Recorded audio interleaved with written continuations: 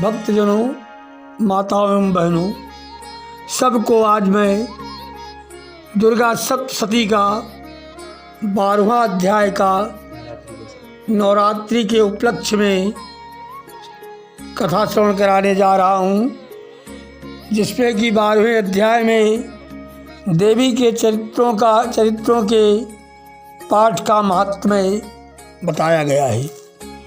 मैं 3 नेत्रों वाली दुर्गा देवी का ध्यान करती हूँ। उनके श्री अंगों की प्रभा बिजली के समान है। वह सिंह के कंधे पर बैठी हुई हैं, भयंकर प्रतीत होती हैं। हाथों में तलवार और ढाल लिए अनेक कन्याएं उनकी सेवा में खड़ी हैं। वह अपने हाथों में चक्र गदा, तलवार, ढाल, बाण, धनुष, पाश और तर्जनी मुद्रा धारण किए हुए हैं। उनका स्वर अग्रमय है तथा वे माथे पर चंद्रमा का मुकुट धारण करती हैं। देवी बोली, देवताओं, जो एकाग्रचित्त होकर प्रतिदिन इस स्तुतियों से मेरा स्तवन करेगा, उसकी सारी बाधा मैं निश्चय ही दूर कर दूंगी। जो मधुकैटभ का नाश, महिषासुर का वध तथा शुम्भ के संहार के प्रसंग का पाठ करेंगे तथा अष्टमी, चतुर्दशी और नवमी को भी जो एकाग्रचित्त होकर भक्तिपूर्वक मेरे उत्तम महात्म्य का श्रवण करेंगे, उन्हें कोई पाप नहीं छू सकेगा। उन पर पाप जनित आपत्तियां भी नहीं आएंगी। उनके घर में कभी दरिद्रता नहीं होगी तथा उनको कभी प्रेमी जनों के इच्छों का कष्ट भी नहीं भोगना पड़ेगा।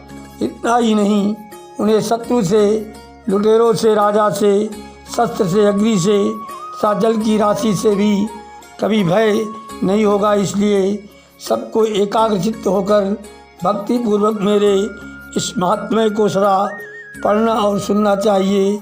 ये परम कल्याणकारक है। मेरा महात्म्य महामारी जनित समस्त उपद्रवों तथा आध्यात्मिक आदि तीनों प्रकार के उत्पातों को शांत करने वाला है।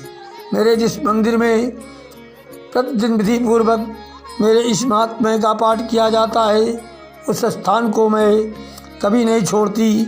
वहाँ सदा ही मेरा सन्निधान बना रहता है। बलिदान, पूजा, होम तथा महोत्सव के अवसरों पर मैं इस चरित्र का पूरा पाठ और श्रवण करना चाहिए। ऐसा करने पर मनुष्य विधि को जानकर या बिना जाने भी मेरे लिए जो बलि, पूजा या होम आदि करेगा, उससे मैं बड़ी प्रसन्नता के साथ ग्रहण करूंगी। शरत काल में जो वार्षिक महापूजा की जाती है, उस अवसर पर जो मेरे इस महात्म्य को भक्तिपूर्वक सुनेगा, वो मनुष्य मेरे प्रसाद से सब बाधाओं से मुक्त तथा धन, धान एवं पुत्र से संपन्न होगा। इसमें तनिक भी संदेह नहीं है। मेरे इस महात्म्य में प्रादुर्भाव की सुंदर कथाएं तथा युद्ध में किए हुए मेरे पराक्रम सुनने से मनुष्य निर्भय हो जाता है।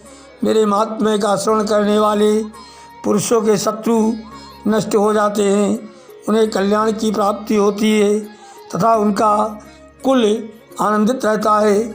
सर्वत्र शांति, कर्म में बुरे स्वप्न दिखाई देने पर तथा ग्रह जनित भयंकर पीड़ा उपस्थित होने पर मेरा महात्म्य श्रवण करना चाहिए। इससे सब विघ्न, बाधा तथा भयंकर ग्रह पीड़ाएँ शांत हो जाती हैं और मनुष्यों द्वारा देखा हुआ दुस्वप्न सुस्वप्न में परिवर्तित हो जाता है। बाल ग्रहों से आक्रांत हुए बालकों के लिए ये महात्म्य शांतिकारक है तथा मनुष्यों के लिए संगठन में फूट होने पर ये अच्छी प्रकार मित्रता कराने वाला होता है। ये महात्म्य समस्त दुराचारियों के बल का नाश करने वाला है। इसके पाठ मात्र से राक्षसों, भूतों और पिशाचों का नाश हो जाता है। मेरा ये सब महात्म्य मेरे समीप की प्राप्ति कराने वाला है। सम्यक प्रकार पुष्प, अर्ध, धूप, दीप, गंध आदि उत्तम सामग्रियों द्वारा पूजन करने से, ब्राह्मणों को भोजन कराने से, होम करने से, प्रतिदिन अभिषेक करने से, नाना प्रकार के अन्य भोगों का अर्पण करने से तथा दान देने आदि से 1 वर्ष तक जो मेरी आराधना की जाती है और उससे मुझे जितनी प्रसन्नता होती है उतनी प्रसन्नता मेरे इस उत्तम चरित्र का एक बार पाठ श्रवण करने मात्र से हो जाती है। ये महात्म्य श्रवण करने पर पापों को हर लेता है और आरोग्य आने की शरीर को निरोग्य प्रदान करता है। मेरे प्रादुर्भाव का कीर्तन समस्त भूतों से रक्षा करता है तथा मेरा युद्ध विषयक चरित्र दुष्ट दैत्यों का संहार करने वाला है। इसके श्रवण करने पर मनुष्यों को शत्रु का भय नहीं रहता। देवताओं तुमने और ब्रह्म ऋषियों ने जो भी मेरी स्तुतियाँ की हैं तथा ब्रह्मा जी ने जो स्तुतियाँ की हैं वह सभी कल्याणमयी बुद्धि प्रदान करती हैं।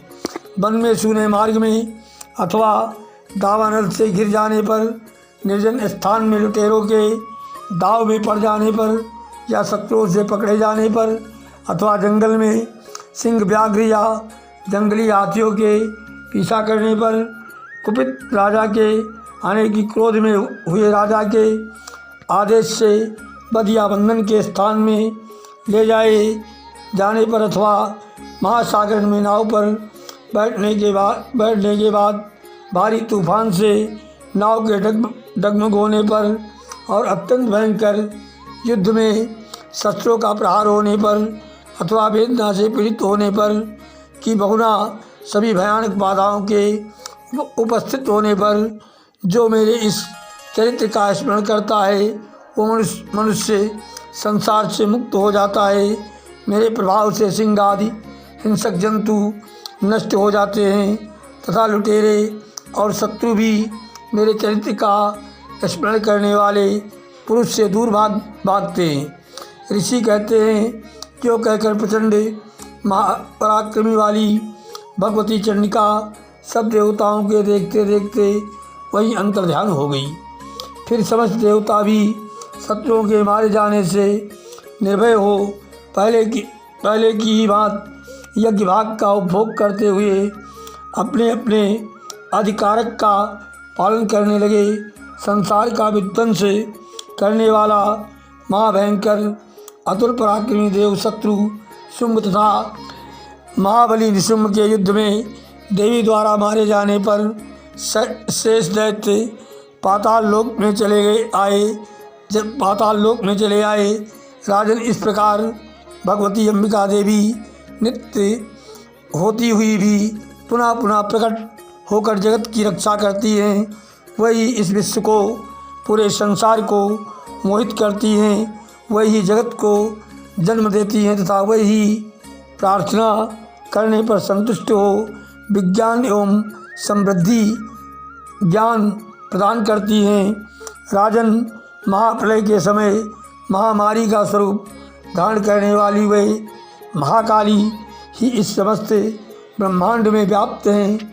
वह ही समय समय पर महामारी होती है और वही स्वयं अजन्मा होती हुई भी सृष्टि के रूप में प्रकट होती हैं। वह सनातनी देवी ही समयानुसार संपूर्ण भूतों की रक्षा करती हैं। मनुष्यों के अवधि के समय वही घर में लक्ष्मी के रूप में स्थित हो उन्नति प्रदान करती हैं और वही अभाव के समय दरिद्रता बनकर विनाश का कारण होती हैं। पुष्प, धूप और गंध आदि से पूजन करके उनकी स्तुति करने पर वह धन, पुत्र, धार्मिक बुद्धि तथा उत्तम गति प्रदान करती हैं। इस प्रकार श्री मार्कंडेय पुराण में श्रावण मनवंतर की कथा के अंतर्गत देवी महात्म्य में फल स्तुति नामक 12वां अध्याय इति शुभम। सभी भक्तजनों को मैं सादर प्रणाम करता हूँ। यदि ये 12वें अध्याय की कथा हमारे भक्तजनों को अच्छी लगे तो हमारे चैनल को दक्षिणा स्वरूप सब्सक्राइब करें, कमेंट करें। कमेंट में जय माता दी, जय सिया राम ज़रूर लिखें। इसी के साथ मैं अपनी वाणी को विश्राम देता हूँ। अगले वीडियो में फिर आप लोगों से मिलेंगे।